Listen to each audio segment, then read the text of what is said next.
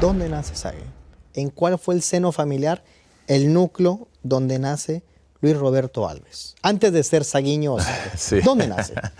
Bueno, yo vengo de una familia de un padre que también fue futbolista, que jugó casi 20 años, mitad de su vida en Brasil y mitad en México. Y precisamente en ese periodo, en esa época que mi papá jugaba en México, tuve la bendición de nacer en el Distrito Federal y junto con otros dos hermanos, una hermana que sí es brasileña, que nació en Brasil y se vino muy chiquita cuando mi papá llega a México, y otro hermano que también nació en México durante ese periodo que mi padre jugó en el fútbol mexicano.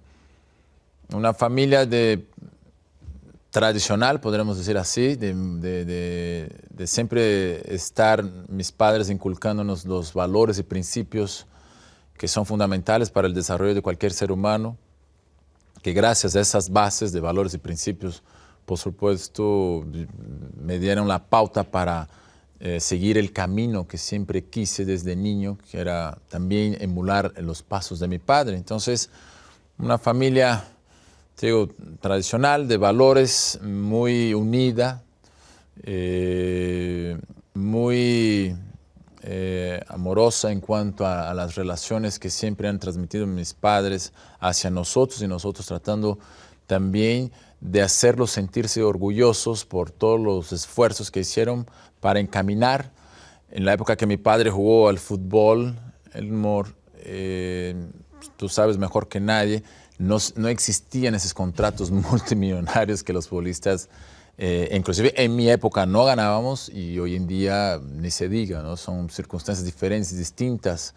Entonces, un hogar en donde, gracias a Dios, no sobraban las cosas, pero nunca faltó nada. Y eso me dio la pauta para ir creciendo y desarrollándome como persona, como ser humano, y sobre todo eso, pero me enseñaron a luchar, a pelear por mis objetivos, por mis metas, y afortunadamente pude alcanzarlas en sentido generalizado, muchas de las que me propuse. ¿Cómo fue ser un chico mexicano viviendo en Brasil? Fue padre, por supuesto. De hecho, mi apodo era mexicano, así me decían allá en Brasil en mi infancia. De hecho, era el mexicano 2, porque el mexicano 1 era mi hermano, que es más grande, y él era, digamos, como que el representativo de la familia, sobre todo en cuanto todo se relacionaba con el fútbol, ¿no? Él pintaba para ser el heredero de mi padre, pero poco a poco fui construyendo mi camino, fui subiendo peldaños.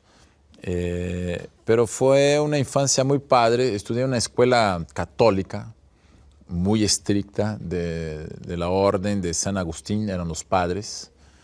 Y te platico que ahí viví pasajes muy importantes de mi vida que me ayudaron también a formar como persona.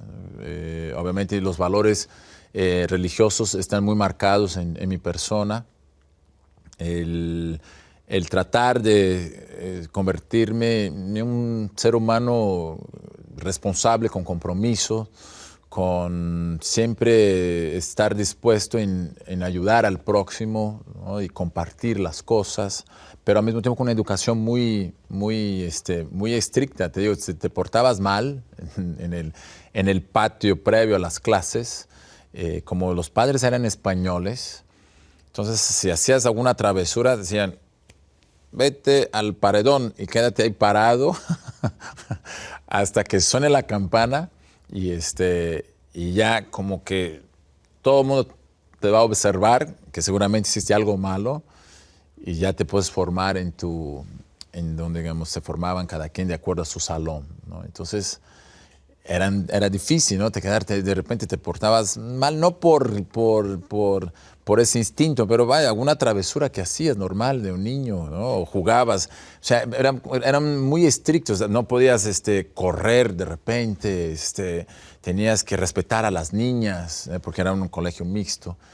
Entonces, todos esos elementos me sirvieron muchísimo para después desarrollar mi carrera como futbolista, porque al final de cuentas la disciplina es parte fundamental de eso. Y en la escuela tenía que tener una gran disciplina.